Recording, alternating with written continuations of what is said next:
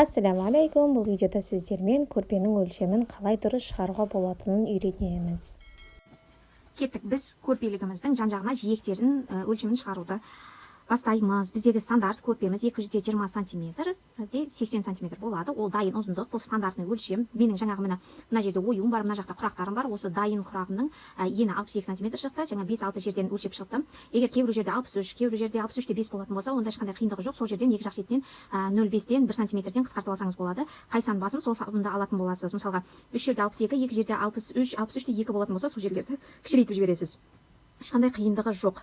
Енді біз екі жақ шетінде екі жиегіміз болады. То есть 4 бұрыш квадрат.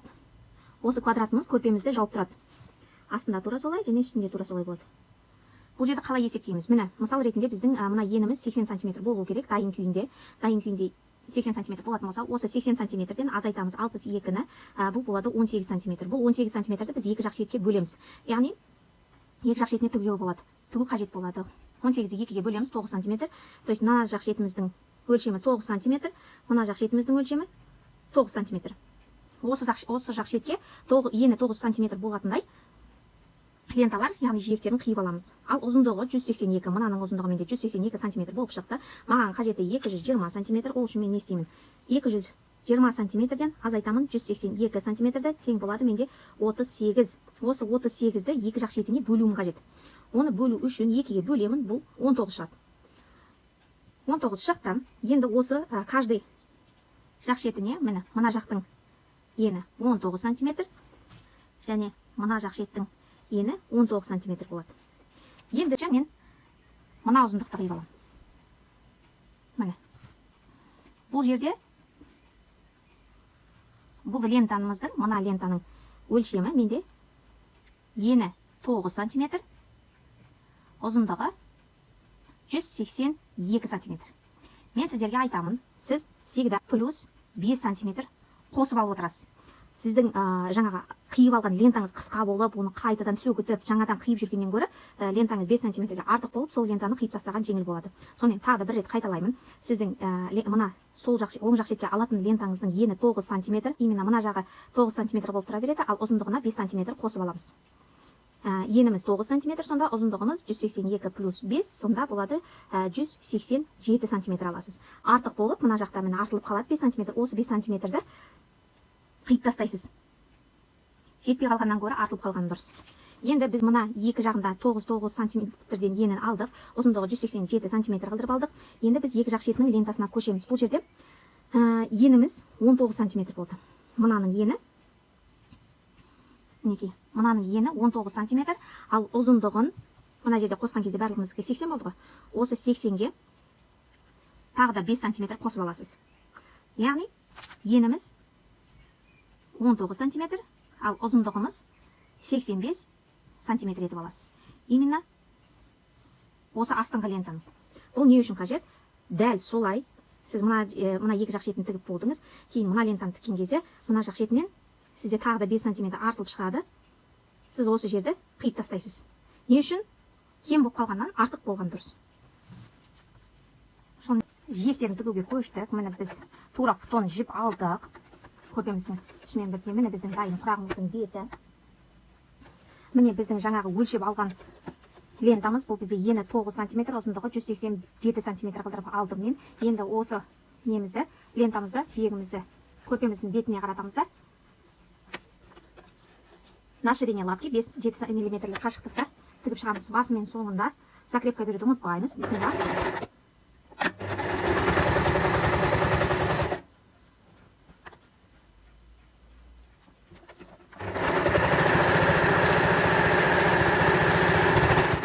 Және де осы мені оюлармен құрақтардың түйіскен жерінде жерлерден де закрепка жүргізген дұрыс.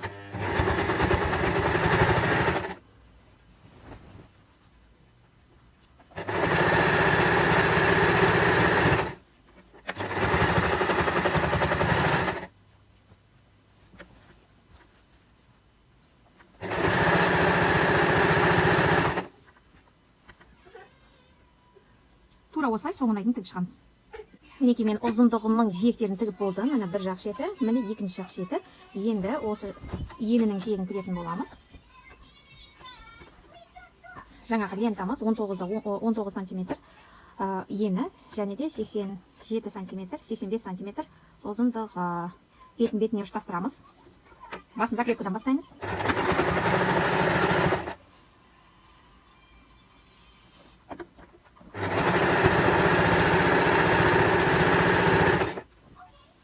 Міне мынандай оюлардың құрақтардың ұштасқан жеріне келген кезде закрепка беріп өтеміз.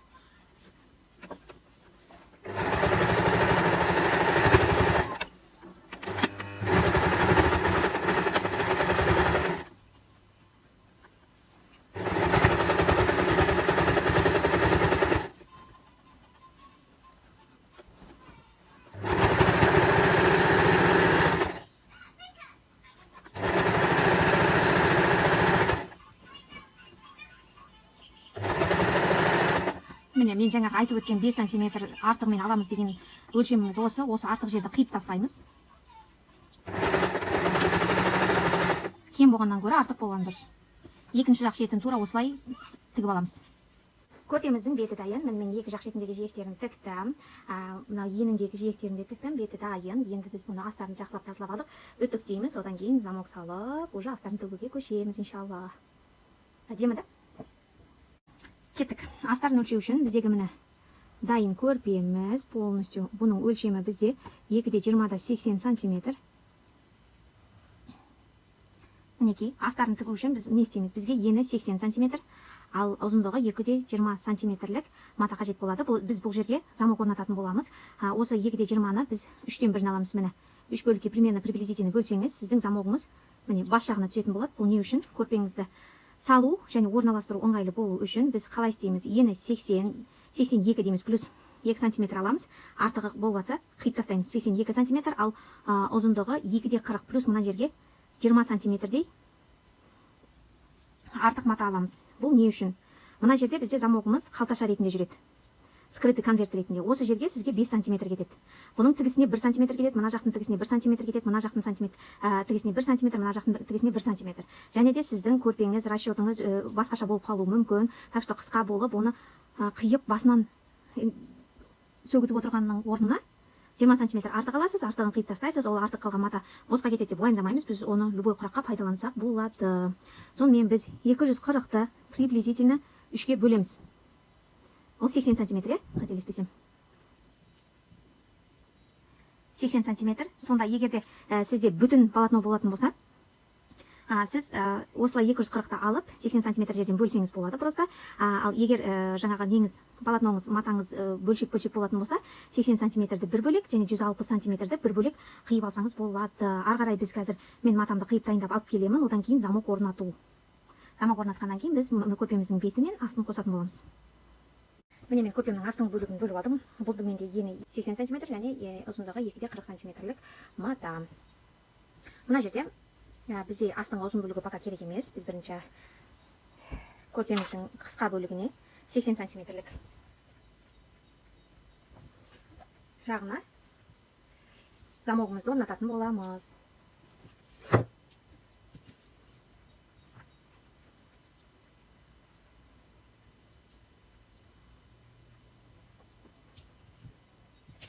Ол үшін не істейміз? Міне мынау біздің жаңағы матовый велюрымыз. Мұны керіс жағына қараттық. Мынау беткі қабаты. Бізге мынандай 80 сантиметрлік ұзын замок қажет болады. Біз осы матовый велюрымызды, дайындаған матамызды бір жақ шетін ішке қарай бүктейміз. Және осы замогымызды орнатамыз. Міне мән береміз. Мынау замоктың беткі жағы, мынау замоктың арты. Замоктың артын осы матамыздан сәл мына темірі шығып тұратындай етіп орналастырамыз. Мына жерде байқасаңыз, мына жақтан 0,5, мына жақтан 0,5, жарты сантиметрден орын қалатын болады. Бұл не үшін? Біздің көрпеміздің замогын былай бетінен жауып тұру үшін. Сонда сіз замокты ашу үшін былай міне тұрады. Замогыңызды ашасыз, ішіне көрпелігін салатын боласыз. Енді бұны біз обязательно инелейміз, либо көктеп аламыз. Ол сіздің жұмысыңыздың оңайлығы үшін. Мына жақтан 0,5, мына жақтан 0,5. Инемен ақырын осылай полностью инелеп шығасыз. Сосын барып машинкаға отырасыз. Әйтпесе, уверяю вас, сіз 10 рет сөгітесіз, 10 рет тігесіз, матаңыздың уже түрі де қашады, сапасы да қашып кететін болады уже. Өзіңізге де ұнамай нервничать етіп бастайсыз. Асықпаймыз. түзулеп инелеп либо көктеп шығамыз да сосын барып машинкаға кірісетін боламыз.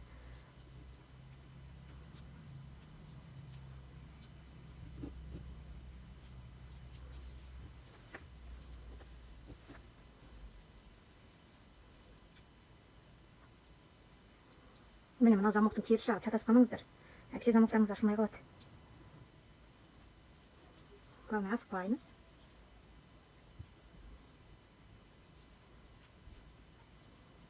Мінекей, мына жерде 2-3 сантиметр жетпей қалады. Ешқандай қиындығы жоқ, жетпесе жетпей ақ қойсын. Солаймен тұра берсін. Бұл жерде қалай обработка жасау керектігін, қалай дұрыс өңдеу керектігін көрсететін боламын. Осы басында бекітіп аламыз.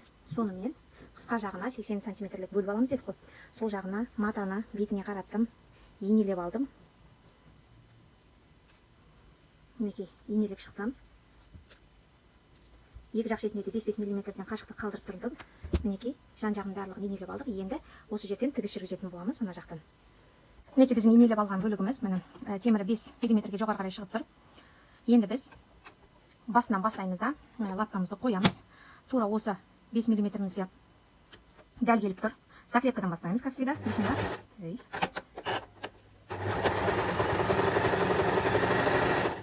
Тура осылай инелеген жеріңізбен әдемілеп тігіп отырасыз. Асықпаймыз, асықпаймыз, главное.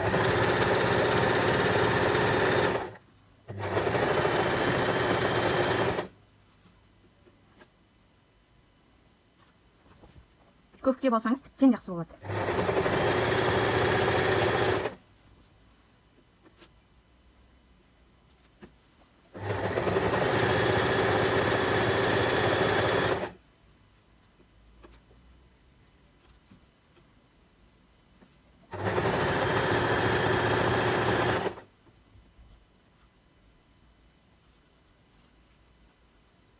Замоктың темірін алып тастаймыз. Өйткені инеңізді сындырып жіберуі мүмкін.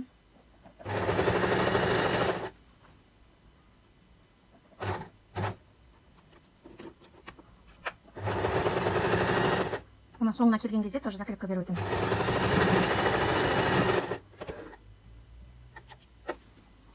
Мінекей біздің тігісіміздің жүріп өткен жері мынау. Түп-түзу әп-әдемі инеленген. Енді келесі бетін қосатын боламыз. Міне. Кармашек дейді, конверт дейді, осындай болып шығады. Үтіктегеннен кейін өз орнына жататын болады. Қазір екінші бөлігін жалғаймыз. Мынау біздің жаңағы тігіп алған неміз, конвертигіміз. Міне, бұл былайынан бетін жауып тұратын болады. Көрпеміздің, ал көрпеміздің екінші бөлігі бергі жақ шетіне былай түседі. Бұл түскен кезде мынау конвертик осылай замогымызды полностью жауып тұратын болады. Сіз хлопок матадан істесеңіз де, сатиннен жасасаңыз да, тура осы нені пайдалансаңыз болады, технологияны. Бұның ешқандай қиындығы жоқ. Біз қазір не істейміз? Мына замогымызды бетін ашамыз. Және матаның бетіне қаратамыз. Мына жерде ашу қажет болады. Міне конвертігімізді аштық. Міне мынау біздің жаңағы матамыз. Матамызды бетіне қаратамыз. Мына екі жақ шет басын түйістіреміз. Матаның екеуісі бір-біріне сай келу керек. Осы жерден, сай келген жерден матамызды инелеп шығамыз замогымызға қосып.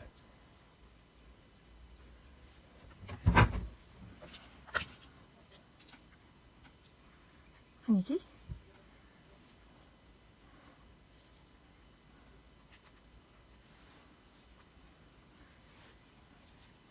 Тігілуі қажет бүкіл ұзындықтың барлығын осылай инелеп аламыз. Көктеп алсаңыздар тіптен жақсы.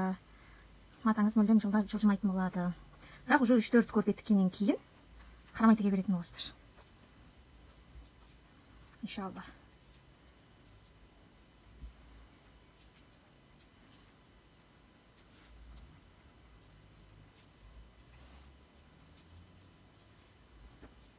Мінекей. Соңғысы. Міне бүкіл ұзындығымен инелеп болдым. Енді осы жерден тігіс жүргізіп өтеміз. Так, мынау біздің жаңағы инеленген екінші бөлігіміз. Астарындағы конвертикті бері қарай қайырдық, инеледік. Бұл жерде ешқандай 5 мм деген қалдыру қажеті жоқ. Тура осы замоктың бойымен тігіс жүргізіп шығатын боламыз. Басында закрепкадан бастаймыз обязательно.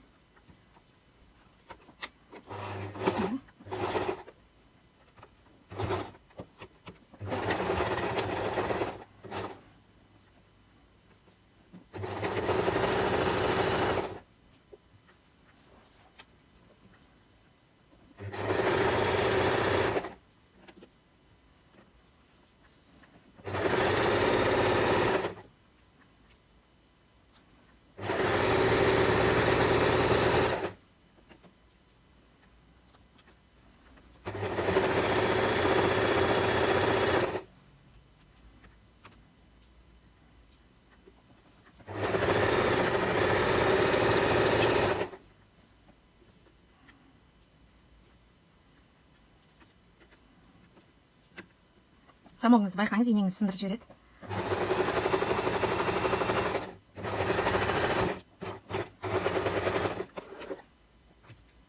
Артық жіткінсіз барлығын сразу алып тастап отырғанбыз. Міне біздің замогымыз полностью дайын болды. Енді беткі қабатын обработка жасайтын боламыз. Міне біздің конвертіміз, міне замогымыз барлығы бетін ашып, жауып тұрмыз. Енді осы жерімізді дұрыстап обработка жасап аламыз. Чтоб мына көрпеміз ашқан кезде бүйтіп жайылып кетпейтіндей. Қазір осы жерден отстрочка беретін боламыз. Ол үшін не істейміз? Міне, сіз екі темір көріп тұрсыз. Осы замогымызды кішкене бір-біріне түйістіреміз. Түйістіргеннен кейін конвертімізді жабамыз. Жапқаннан кейін, мінекей, осы жерден міне 1 сантиметр солға қарай жүресіз де, сол жерден тігіс жүргізесіз. Жауып алдым. Міне, тігісім мына жерден өтті. Конверттің басталған жері 1 сантиметрлік орын қалды. Темірді байқаңыз. Енді осы жерден тігіс жүргіземіз. Как всегда, басымыз бізде закрепкадан басталады. Осы жерде ине кірді. Мынаның бойымен лапканы көтердім. Айналдырдым. Және де осы жерден былай ұзыннан тағы да бір тігіс жүргізіп шығамын. Мына бір жерге мән бермеңіздер. Бұл менде матаның қисықтығыма сондай бірдеңе болуы мүмкін. Бұл жерді қиып алып тастаймыз. Өйткені мендегі өлшемдердің барлығы дұрыс. Егер сіздің де өлшемдеріңіз дұрыс болып, бірақ осындай болып шығып тұратын болса, қиналмаңыз, не істемеңіз, переживать етпеңіз. Егер 5-7 сантиметр болатын болса, значит сіз қисық тіктіңіз. Егер осындай погрешность болып, бірақ сіздің өлшеміңіз дұрыс болып тұратын болса, онда просто қиып алып тастайсыз болды. Енді біз мына жерден тігіс жүргіземіз, мына жақтан как всегда закреп қоямыз.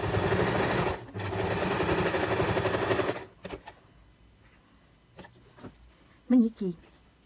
Сонда біздің мына жеріміз міне осындай кішкентай квадратик болып жабылды. Міне біздің көрпеміздің замогы осындай болады. Жапқан кезде міне осы жерге келіп тоқтайды. Ары қарай ашылып кетпеу үшін. Егер қажет болып жатыр десеңіз, екінші жағына да тура солай істесеңіз болады. Бірақ бұл жерде біз естеріңізде қалғандай темірдің сыртынан қалдырдық. Сол үшін біздің тігісіміз мына жақтан жүріп өтеді. Так что бұл жерге ешқандай ондай обработка қажет емес. Дәл қазір біз міне көрпеміздің беті мен астын жалғайтын боламыз. Жаңа замогын тігіп болдық. Енді біз қалай істейміз? Мынау бізде көрпенің ені, яғни 80 сантиметрлік ұзындығы. Міне, байқасаңыздар, міне мынау 80 сантиметр. Осыған жаңағы замогымыздың тігілген жағы, яғни қысқа жағын қосатын боламыз. Міне біздегі қысқа жағы. Бетіне қаратамыз. Міне бетіне қараттым. Енді осы жерден бастап басынан закрепка береміз да, полностью көрпемізді айналдырып шығамыз. На ширине лапки либо 1 сантиметрлік қашықтықта.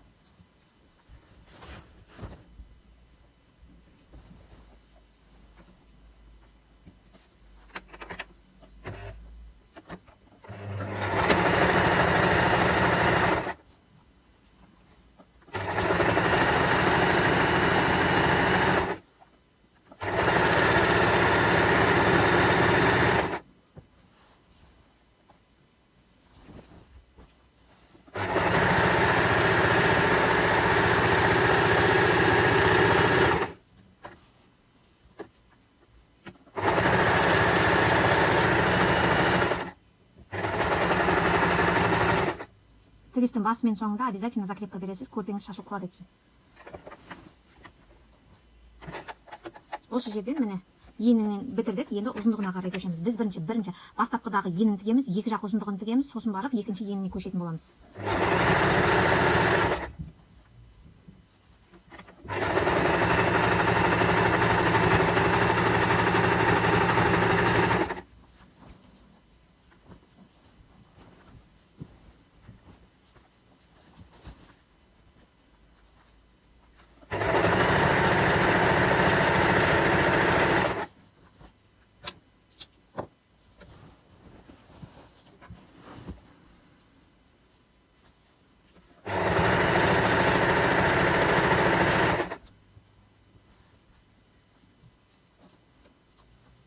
Мына жерде міне замогына келдік. Міне мына біздің конвертигімізді жабамыз замогтың бетіне. Замогымызды жүргіздік, темірі шығып тұрады. Бізде міне 1 сантиметрлік қашықтық бар. Осы жерде замогтың үстіне бірнеше рет закрепка беріп өтесіз. Замогымыз ашылып жабылған кезде мықты болу үшін.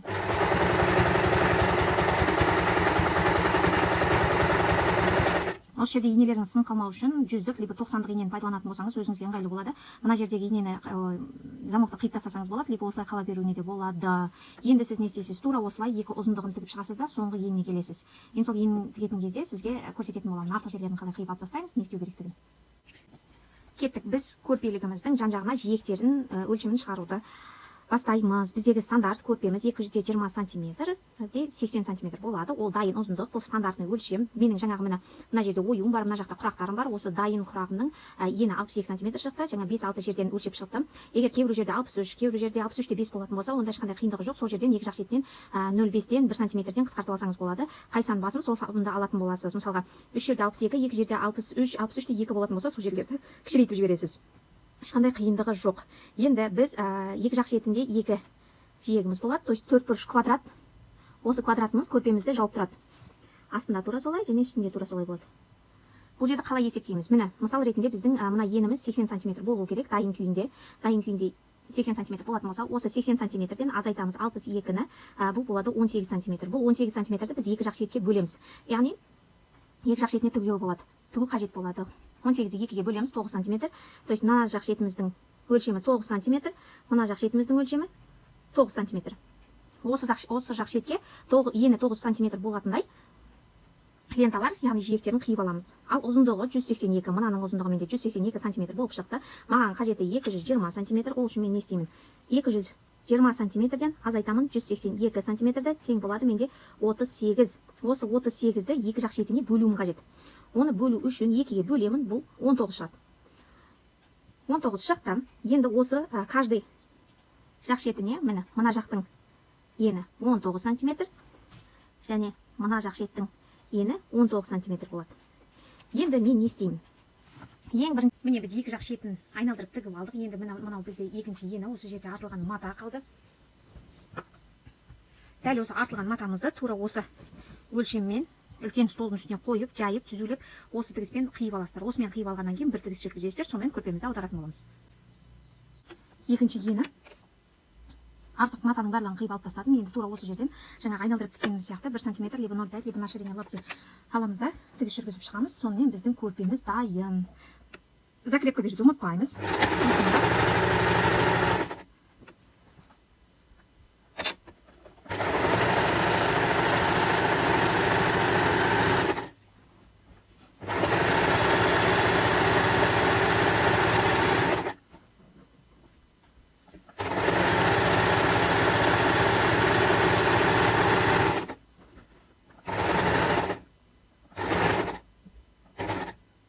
Соңы.